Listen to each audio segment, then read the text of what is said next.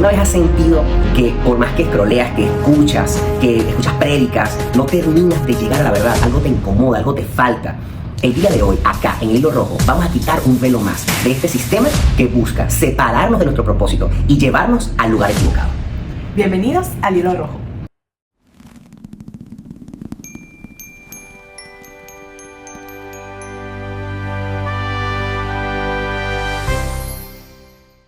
Hoy estamos aquí hablando y quitando ese velo que el sistema ha puesto en nuestros ojos. Vamos quedando quizás como atrapados en una red, en una telaraña de cosas, de sutilezas, de pequeños hilos que nos van a veces manejando quizás como una marioneta, que nos van llevando al lugar equivocado. Muchas veces nosotros queremos la transformación, nosotros queremos estar con Dios. El plan original de Dios es estar con nosotros, y eso lo hemos hablado varias veces. Ahora, ¿qué ocurre cuando nosotros intentamos hacer esto, pero simplemente no estamos viendo hacia dónde?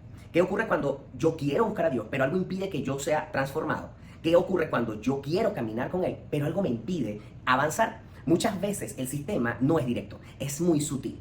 Los cambios de dirección, los sutiles cambios de dirección a largo plazo te llevan a un lugar completamente contrario. Y lo que estamos evaluando como raíz de esa dirección falsa es la superficialidad. Creemos que este sistema busca hacernos superficiales, porque si soy superficial, entonces no caminaría en una transformación, porque para poder ser transformado yo tengo que mirar profundo. En una superficialidad yo no dejo de mirarme a mí mismo, porque sencillamente no salgo de lo primero. Lo primero soy yo, tengo que mantenerme, entonces empiezo a vivir una vida que no trasciende. Este sistema busca mantenernos en la superficie, porque desde la superficie somos fáciles de engañar. Somos una presa fácil. Imagínate que estás como un pececito y las aves están ahí tratando de cazar. Eres esa presa fácil en la superficie de las aguas. Y hay un versículo que dice 1 Corintios 3:12. Dice la sabiduría que procede del Espíritu. Entonces aquí dice, en cambio, hablamos con sabiduría entre los que han alcanzado madurez, pero no con la sabiduría de este mundo ni con la de sus gobernantes, los cuales terminarán en nada. Más bien exponemos el misterio de la sabiduría de Dios, una sabiduría que ha estado escondida y que Dios había destinado para nuestra gloria desde la eternidad. Ninguno de los gobernantes de este mundo lo entendió, porque de haberla entendido no habrían crucificado al Señor en gloria. Fíjense esto, más adelante en el versículo 10, ahora bien, Dios nos ha revelado esto por medio de su Espíritu, pues el Espíritu lo examina todo, hasta las profundidades de Dios. Entonces, fíjense esto, ¿qué es lo que nos quiere decir este pasaje de la Biblia? Hay una sabiduría que ni los gobernantes, ni las personas que están en eminencia, ni nosotros incluso, nosotros lo único que podemos hacer es leer las Escrituras y tratar de comunicarles lo que ellas están diciendo. Pero hay algo que tú solamente puedes encontrar adentrándote en las profundidades de la palabra. ¿Y con quién? Con el Espíritu. Porque el Espíritu, fíjate que dice, escudriña, incluso hasta las examina todo, incluso las profundidades de Dios. Entonces, si Él es el que nos enseña esta sabiduría, ¿qué es lo que nos va a comunicar el Espíritu? El Espíritu lo que va a traer a nuestro corazón es lo que está en la profundidad del corazón de Dios. ¿Y a dónde? No puede ser a la superficie, porque en la superficie es esa presa fácil. Tienes que ir a la profundidad, encontrarte con el Espíritu para que Él te revele lo que está en lo profundo del corazón del Señor. Fíjate lo que dice Colosenses 2:8. Mirad que nadie os engañe por medio de filosofías y huecas sutilezas según las tradiciones de los hombres, conforme a los rudimentos del mundo y no según Cristo.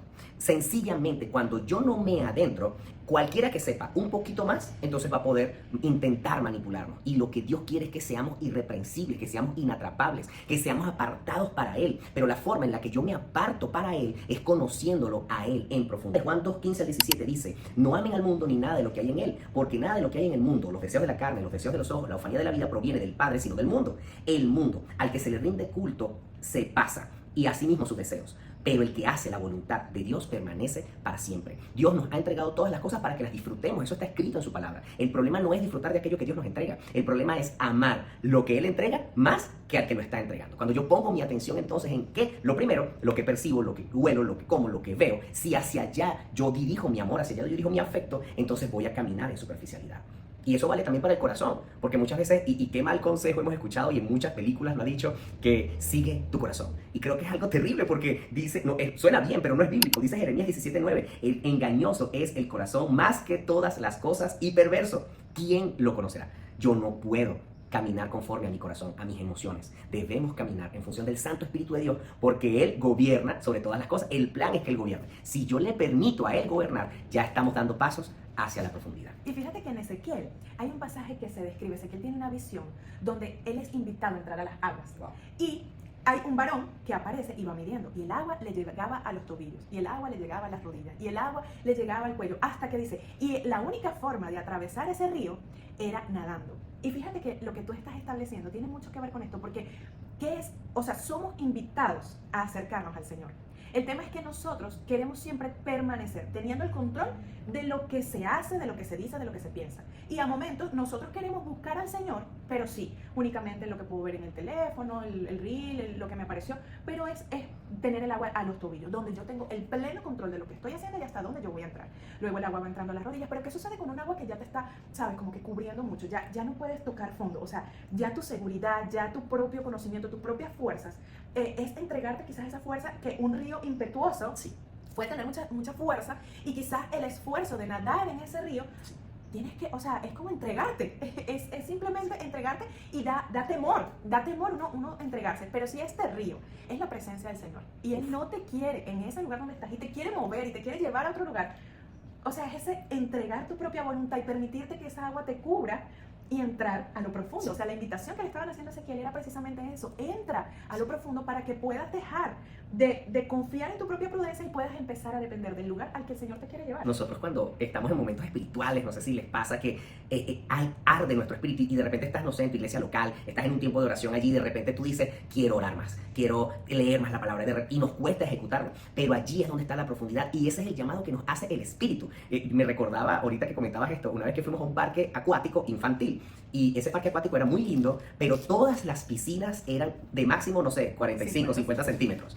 Para los niños pequeños era espectacular porque era muy seguro, pero para uno como adulto era muy incómodo porque, o sea, tenías que hacer demasiado para medio sentir algo de agua, era muy bajito el nivel. Y creo que esa es la incomodidad que siente nuestro espíritu, que quiere más, que anhela más. Pero eso requiere empeño. Por eso 1 Corintios 3, del 1 al 2 dice que Pablo dice, no pude hablarles como a gente espiritual, sino como a niños. Les di de beber leche y no alimento sólido porque todavía no podían recibirlo. Entonces, queremos, el espíritu clama por más. Entonces, esa incomodidad que puedes sentir en este tiempo, esa falta de plenitud, eso que sientes que está incompleto, por más que estás tratando de buscar al Señor, puede tener que ver con que lo que el espíritu quiere es que profundices un poco más. Ahora, para profundizar hay que trabajar. Para profundizar hay que poner empeño. Fíjate lo que dice 2 de Pedro 1, del 5 al 8. Dice, por eso mismo, pongan todo su empeño en añadir a su fe virtud, a la virtud conocimiento, al conocimiento dominio propio, al dominio propio constancia, a la constancia piedad, a la piedad afecto fraternal y al afecto fraternal amor. Porque si ustedes poseen estas cualidades y las aumentan, no serán inútiles ni infructuosos.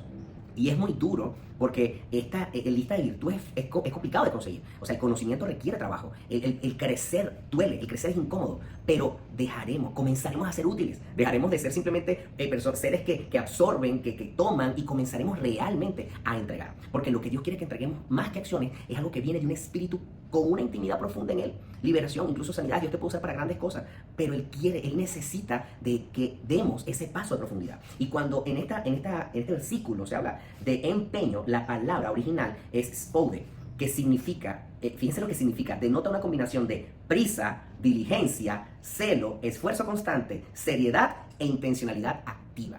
Requerimos avanzar en el esfuerzo para poder meternos en profundidad. Sí, porque no es algo que se obtiene de una forma sencilla. Fíjense que hay una parábola muy conocida, que es la parábola del prudente y el insensato, de aquel que edificó en la arena y aquel que edificó en la roca. Fíjate que dice, se parece, les cito únicamente el versículo 48, que dice, se parece al hombre que al construir su casa, cavó bien hondo y puso cimiento sobre la roca.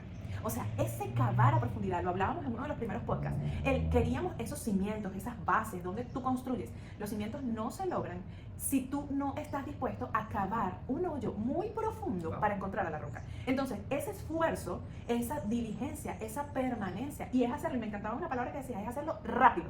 Porque queremos, sí, ya habrá tiempo. Sí. Mañana sí empiezo ese devocional. Mañana sí leo el versículo. Hoy perdí la racha. No se trata de diligencia, de hacerlo rápido. Y de paso, encontrar una fuente correcta. Porque también nos acostumbramos o nos amoldamos a que mi pastor es el que me cuida, que mi pastor está, ay no, ese hombre está demasiado ungido, ese sí lee la Biblia. Yo no la leo porque él me la explica hermoso. Entonces, ciertamente, podemos tener este tipo de espacios y buscar la palabra y crecer en comunidad, pero hay una tarea que depende de tu propia búsqueda, de lo que el Espíritu te quiere hablar a ti, de eso que por muy sencillo que tú puedas pensar que estás comprendiendo, es lo que el Espíritu te está trayendo a ti en ese tiempo. Entonces hay una búsqueda que es individual. Y fíjense que en ese mismo capítulo de Lucas 6, hay varias parábolas que Jesús está contando. Y hay una en la que él está hablando de no juzgar.